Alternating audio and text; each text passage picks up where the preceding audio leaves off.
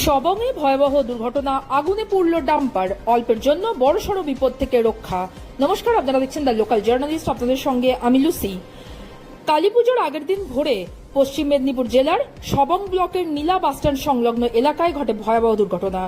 মুখোমুখি সংঘর্ষের পর আগুনে পুড়ে যায় একটি 18 চাকার মাল বোঝাই ডাম্পার। প্রত্যক্ষদর্শীদের দাবি, রাস্তার ধারে দাঁড়িয়ে থাকা একটি মোরাম বোঝাই ডাম্পারকে সজোরে ধাক্কা মারে অন্য একটি 18 চাকার ট্রাক।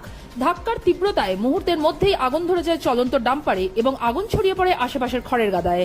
কয়েকশো মিটার দূর থেকেও দেখা যায় ঘন কালো ধোঁয়া। খবর পেয়ে ঘটনাস্থলে পৌঁছায় দমকলের 4টি ইঞ্জিন ও বিশাল পুলিশ বাহিনী।